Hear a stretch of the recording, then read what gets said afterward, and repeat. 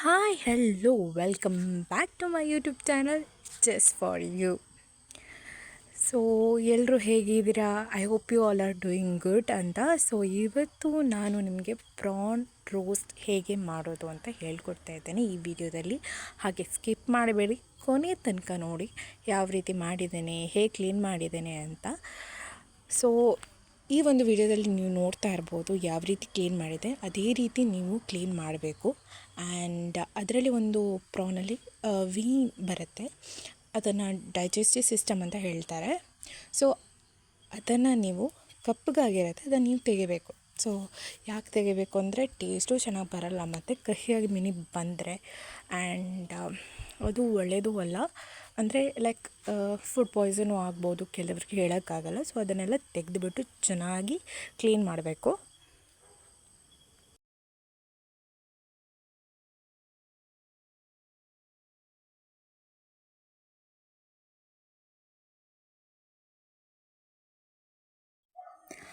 ಹಾಗೆ ಒಂದು 2 ಸಲ ಆದರೂ ತೊಳೀರಿ. 2ಕ್ಕಿಂತ ಜಾಸ್ತಿ ತೊಳೆಯೋಕ್ಕೆ ಹೋಗಬೇಡಿ, ಬಿಕಾಸ್ ಅದು ಟೇಸ್ಟ್ ಎಲ್ಲ ಹೋಗಿಬಿಡತ್ತೆ. ಸೊ 1-2 ಸಲ ತೊಳೀರಿ ಸಾಕು. ನಂತರ ಮ್ಯಾರಿನೇಟ್ಗೆ ನಾನಿಲ್ಲಿ 1 ಟೀ ಸ್ಪೂನಷ್ಟು ಟರ್ಮರಿಕ್ಕನ್ನು ತಗೊಂಡಿದ್ದೇನೆ. ಹಾಗೆ 1 ಟೇಬಲ್ ಸ್ಪೂನಷ್ಟು ಚಿಲ್ಲಿ ಪೌಡರನ್ನು ತಗೊಂಡಿದ್ದೇನೆ. ನಂತರ 1 ಟೇಬಲ್ ಸ್ಪೂನಷ್ಟು ಕೊರಿಯಾಂಡರ್ ಪೌಡರ್, ಹಾಗೆ ಒಂದು ಅರ್ಧ ಸ್ಪೂನಷ್ಟು ಸಾಲ್ಟನ್ನು ತಗೊಂಡಿದ್ದೇನೆ. ಚೆನ್ನಾಗಿ ಮಿಕ್ಸ್ ಮಾಡಿಕೊಳ್ಬೇಕು.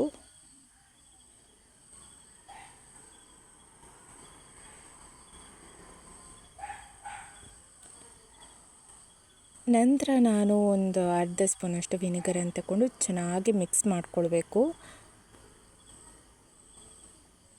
ನಂತರ ಒಂದು 20 to 30 ಮಿನಿಟ್ಸ್ ಅದನ್ನು ಮ್ಯಾರಿನೇಟ್ ಆಗೋಕ್ಕೆ ಬಿಡಬೇಕು. ಸೊ ಅದರ ನಡುವೆಗೆ ನಾನು ಒಂದು ಎರಡು ಟೊಮೆಟೊ, ಚಿಲ್ಲಿ, ಆನಿಯನ್ ಇದೆರಡನ್ನು ಕಟ್ ಮಾಡ್ಕೊಂಡು ಇಟ್ಬಿಟ್ಟಿದ್ದೇನೆ. ಆಫ್ಟರ್ 30 ಮಿನಿಟ್ಸ್ ನಂತರ ನಾನೇನು ಮಾಡಿದೆ ಅಂದರೆ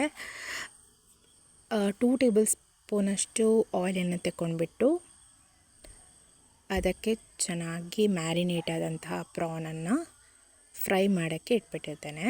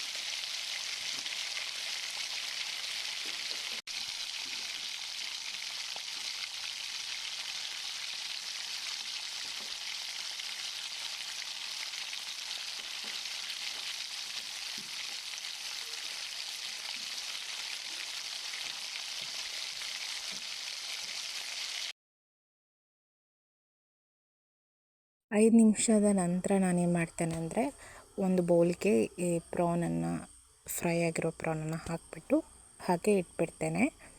ಸೊ ನಂತರ ಇಲ್ಲಿ ನೋಡ್ಬೋದು ಎಷ್ಟು ಚೆನ್ನಾಗಿ ಬಂದಿದೆ ಅಂತ. ನಂತರ ನಾನು ಇಲ್ಲಿ ಅದೇ ಸೇಮ್ ಪಾತ್ರೆಗೆ ಒಂದು 2 ಟೇಬಲ್ ಸ್ಪೂನಷ್ಟು ಆಯಿಲ್ ಹಾಕಿಬಿಟ್ಟು ಆನಿಯನನ್ನು 2 ಆನಿಯನ್ ತಗೊಂಡಿದ್ದೇನೆ. ಸೊ ಅದನ್ನು ಇಲ್ಲಿ ಹಾಕ್ಕೊಳ್ತಾ ಇದ್ದೇನೆ. ಚೆನ್ನಾಗಿ ಬ್ರೌನ್ ಅಷ್ಟು ತನಕ ಹುರಿಬೇಕು.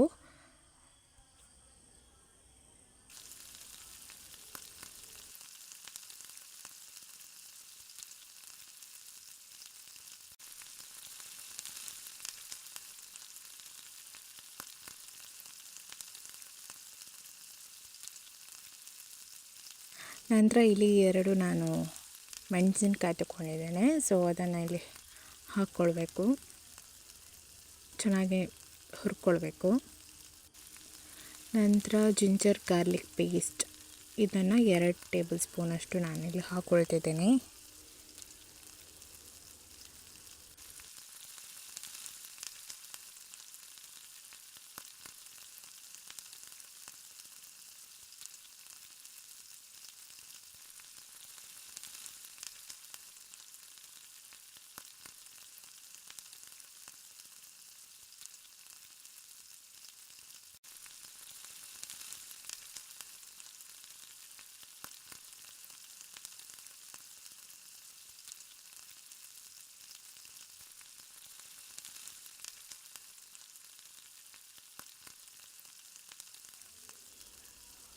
ನಂತರ 2 ಟೊಮೆಟೊ ಕಟ್ ಮಾಡಿರೋದನ್ನು ಹಾಕ್ಕೊಳ್ಬೇಕಿಲ್ಲಿ, ಚೆನ್ನಾಗಿ ಮಿಕ್ಸ್ ಮಾಡಿಕೊಳ್ಬೇಕು.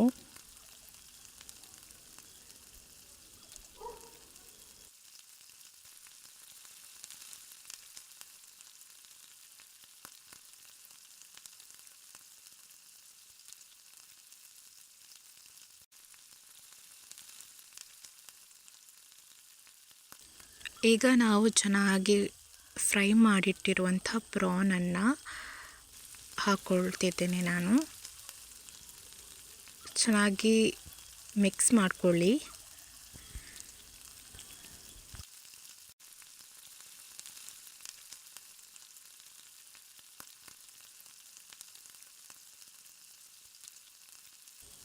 ನಂತರ ನಾನಿಲ್ಲಿ 1 ಟೇಬಲ್ ಸ್ಪೂನಷ್ಟು ಗರಂ ಮಸಾಲ ಹಾಕ್ಕೊಳ್ತಿದ್ದೇನೆ.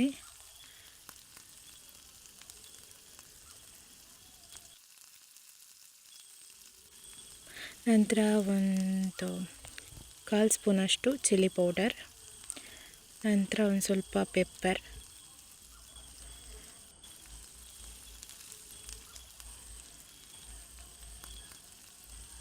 ನಂತರ 1/2 ಗ್ಲಾಸ್ ಆಫ್ ವಾಟರನ್ನು ಹಾಕ್ಕೊಳ್ತಿದ್ದೇನೆ.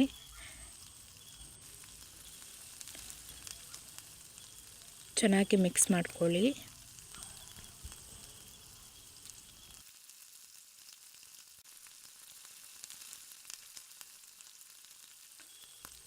ನಂತರ 1/4 ಸ್ಪೂನಷ್ಟು ಸಾಲ್ಟನ್ನು ಹಾಕ್ಕೊಳ್ಳಿ.